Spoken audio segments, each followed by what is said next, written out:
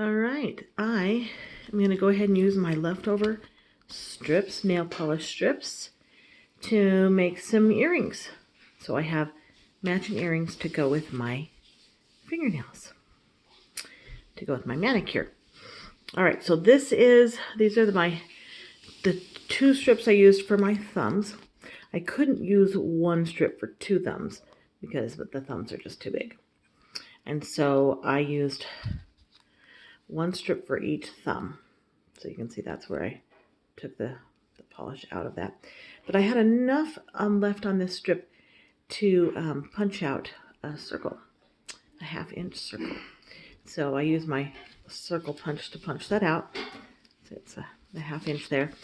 So to punch that out, all I do is I turn it upside down so I can look through the opening and see exactly where I'm going to be placing that strip. So I can see where exactly I want my circle to be.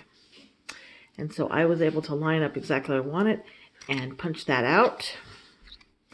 And then I ended up with these two circles. So leftover strips from two thumbs, punched out the two circles to get my two circles for my earrings. Now these are earring blanks I bought off Amazon. They are metal.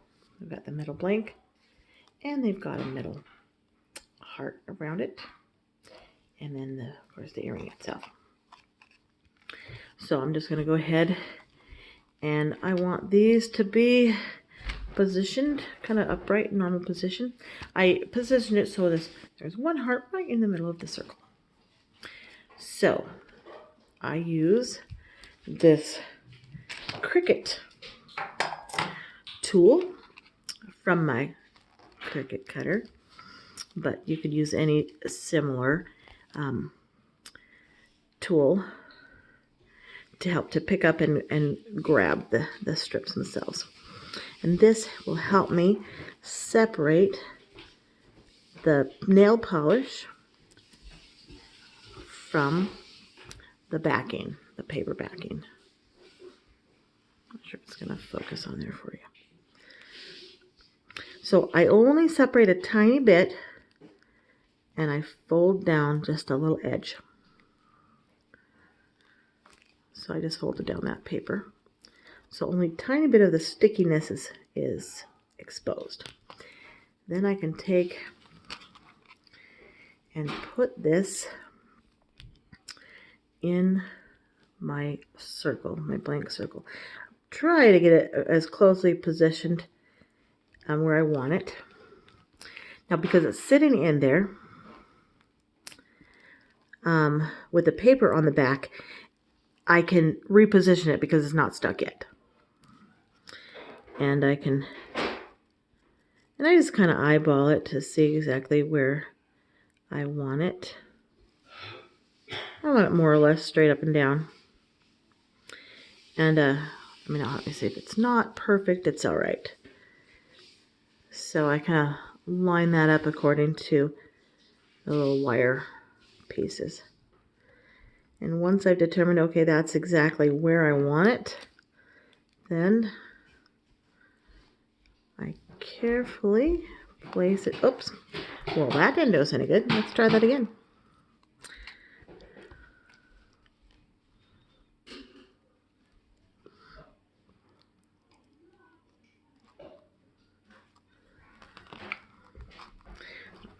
I might just have to press it down while I still have it up here.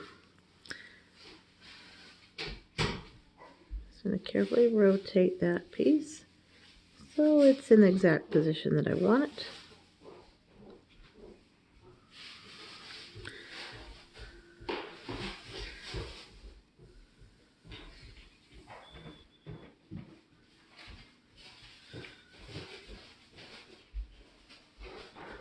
And that looks pretty close. So now I'm just going to go ahead and press my finger.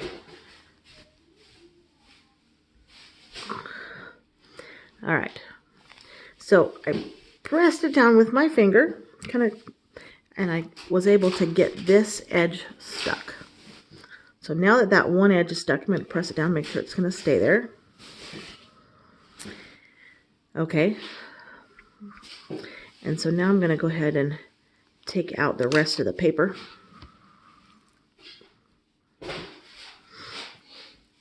The paper backing.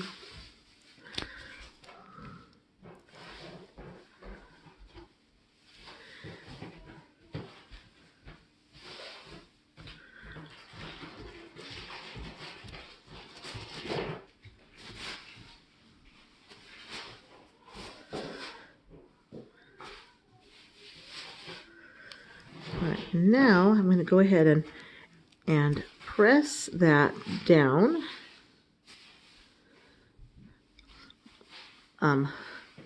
A little bit at a time so I can work out any air bubbles or whatever that will want to get trapped underneath the thing, because I don't want any air bubbles trapped under there. Go ahead and smooth that down, working from the middle to the outside edge. Because this strip is a little bit transparent, you can kind of see the silver through it, but that's okay because it's really kind of a glittery silver. Doesn't really want to focus for me, does it? All right, so there's one, and I want to just push it all the way down, make sure that sticks really well, and then I'm going to kind of let that dry for a little bit, and then I will glue on the glass pieces.